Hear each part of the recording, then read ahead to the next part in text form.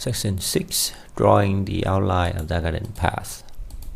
The outline of the path can be drawn using the location and height width of the path acquired with the GP user subroutine. In this subroutine, the outline of the garden path is drawn based on the values obtained with the GP user subroutine and stored in the global variables defined earlier.